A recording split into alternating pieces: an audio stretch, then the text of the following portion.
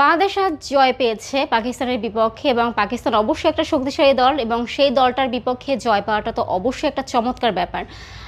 আর যেহেতু home ground, তো দেখা যায় যে দর্শকরাও আশায় থাকে যে বাংলাদেশ জয় পাবে। সুতরাং এরকম একটা জয় অবশ্যই সেটা দলের জন্য অনেক বেশি আত্মবিশ্বাসের।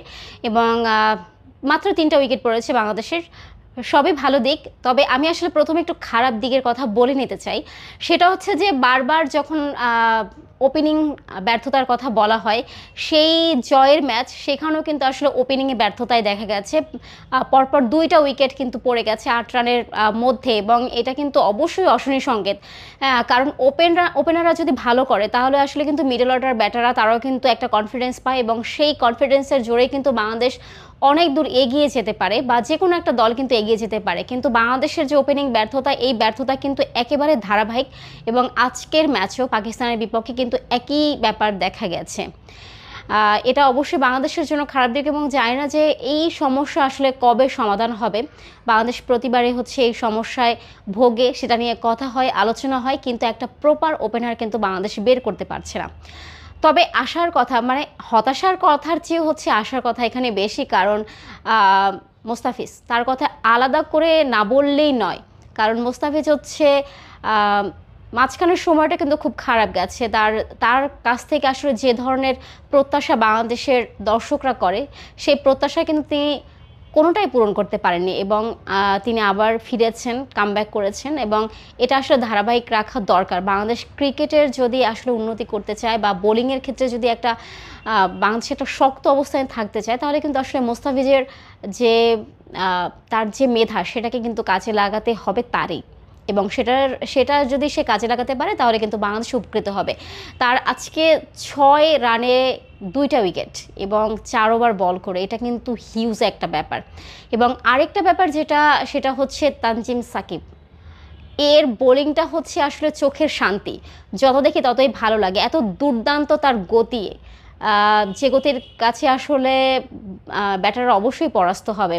এবং তাসকিনের কথা, তাসকিন আসলে বলা যায় যে বাংলাদেশ দলের জন্য একটা অনুপ্রেরণা, বা যারা নতুন যারা খেলতে আসে বা খেলতে চায়, তাদের আসলে তাসকিনকে দেখে শেখা উচিত যে কিভাবে আসলে খারাপ সময়টা পার করে ভালো সময়টা আনতে হয়, এবং সেটা কিন্তু তাসকিন দেখিয়ে দিয়েছেন।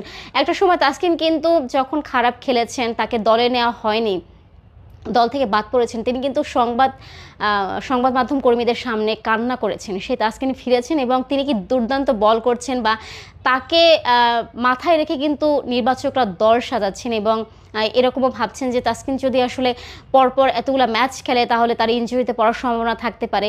এই কারণে কিন্তু তাকে মাঝে মাঝে বসিয়েও রাখা হয়। সেটা এমন না যে তিনি খারাপ পারফর্ম করছেন, বরং তাকে আসলে আরও ভালোভাবে কাজে লাগানোর জন্যই। কিন্তু বাংলাদেশে আসলে বোলারদের ক্ষেত্রে বলার কিছু নাই, সবাই খুব ভালো করছেন।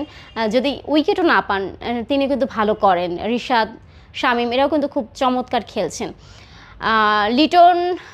লিটনের খুব খারাপ সময় যাচ্ছে, যদিও লাস্ট 2টা ম্যাচ তিনি ভালো খেলেছেন, তবে ব্যাটিংয়ের ক্ষেত্রে আসলে লিটন একেবারে ধারাবাহিক না।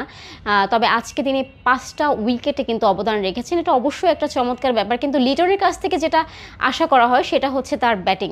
এই ব্যাটিংটা কিন্তু আজকে মিস করেছি।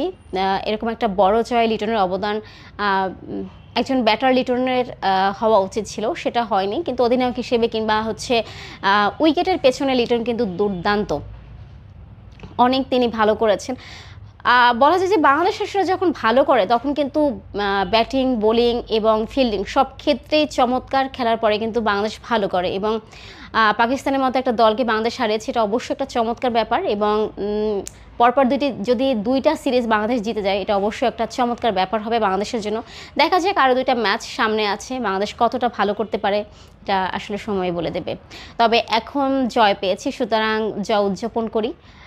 খুব চমৎকার খেলেছে। আরেকটা কথা বলতেই হয় যে সবাই বলেছিল যে ক্রিকেটের প্রতি নাকি মানুষের আগ্রহটা কমে গেছে। আজকে যে পরিমাণ দর্শক দেখেছি স্টেডিয়ামে, এবং যখন আমি দেখলাম যে প্রথম ইনিংস শেষ হয়ে যাচ্ছে, তারপরও কিন্তু দর্শকদের লাইন এবং সেনাবাহিনী চেষ্টা করছিল তাদেরকে ঠিকঠাক রাখার জন্য, যাতে কোনো ঝামেলা না হয়। অনেক লোকজন তারা বিশাল লাইন ধরে দাঁড়িয়েছিল স্টেডিয়ামে ঢোকার জন্য। একেবারে কানায় কানায় পূর্ণ ছিল স্টেডিয়াম। এটা দেখে অবশ্যই ভালো লেগেছে। আর এত লম্বা সময় পরে হচ্ছে মিরপুর স্টেডিয়ামে ম্যাচ, সুতরাং দর্শক হওয়াটাই অনুমেয় ছিল। সেই অনুমিত দর্শকটাই হয়েছে এবং তারা চমৎকারভাবে খেলা উদযাপন করেছে। যখন ম্যাচটা শেষ হলো তখন তারা উদযাপন করেছে। একটা ব্যাপার ভালো লেগেছে, তারা সাকিবকে ভুলে যায়নি, বরং সাকিব থাকলে আরও ভালো হতো। সাকিবের জন্য হাহাকারটা আমি স্টেডিয়াম জুড়ে দেখেছি। যাই হোক, সব মিলিয়ে বাংলাদেশ একটা চমৎকার জয় পেয়েছে এবং এই জয়ের ধারা অব্যাহত থাকুক। বাংলাদেশ পরপর 2টা সিরিজ জিতুক, এটা অবশ্যই বাংলাদেশ ক্রিকেটের জন্য অনেক বেশি আত্মবিশ্বাস বাড়িয়ে দেবে।